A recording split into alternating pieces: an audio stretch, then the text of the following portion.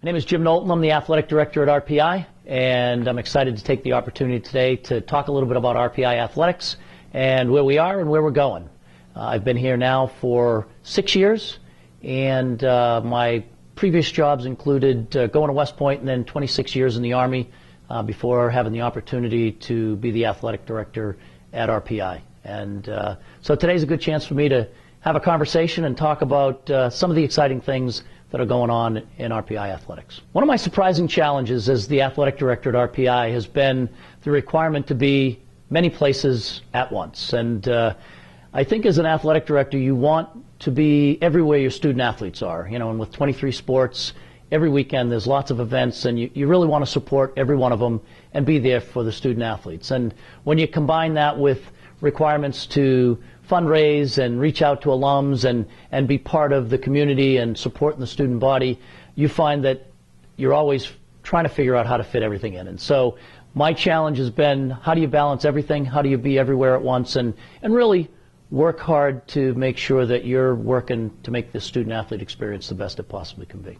I think my leadership philosophy has been developed over 26 years in the Army and then my 6 years here at RPI. And I think I'm very inclusive. I'm all about team. I think the thing that really sets my style apart is I want to hear from everybody. I want people to have a say, and ultimately I have to make the decision. But I really want everyone to feel like we're working together. This is a team effort, and we're going to do the things that are best for our student athletes in the department. I think the thing that impresses me most about our student athletes are the fact that not only are they at a world-class institution that has academic requirements that are off the charts. I mean, they are working hard to be great students. And in addition to that, they are part of the community, and they're really representing the cherry and white every single day on the fields of friendly strife. And so I'm impressed that every day after a long day in the academic world, they come smiling and ready to give it 110% on the fields. And you know, what we're seeing is the fact that they can juggle both. They do well at both. They've achieved excellence in both, and our employers that come to this campus are seeking out our athletes because they want them to be, you know, working in their business. You know, it's a real challenge for the athletic director to make sure that student athletes understand that athletics is very important, but academics comes first. And so every day from the day they get to our campus, we have an ice cream social with all 600 student athletes. And at that time, Dr. Jackson comes, welcomes all of our student athletes, really sets the tone for what's going to happen over the next 4 years. And then I spend some time as well talking about the privilege, not a right, to be an athlete and how academics is their first priority. And I think it's not only saying it, but everything we do is supporting them as student athletes with the student coming first. And so our students know it. Our students that are upperclassmen help bring those young freshmen on board, and I think the culture throughout the department is you're going to be a good student first, and then after you do that, you can also be a good athlete.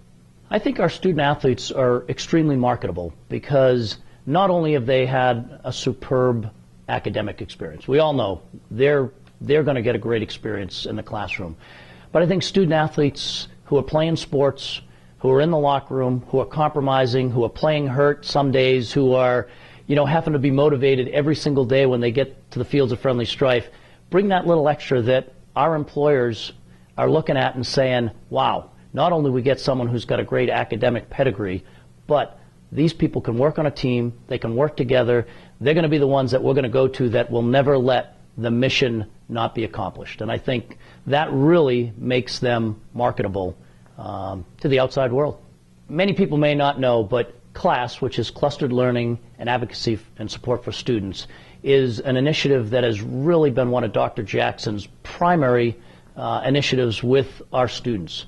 And for us in athletics and for really all of the students, this is our way of touching them and getting them exposed to more than just academics. And what we do is we really work hard to be inclusive with everybody on campus. So even though these are athletic events, we want all students to be part of it in some way. And a couple examples that we've used recently is we've used our hockey program, our hockey games, to bring out different groups to get them excited about not only hockey, but excited about what they're interested in. And so we've had freshman night and sophomore night We've had international night. We've had Greek night and sorority night.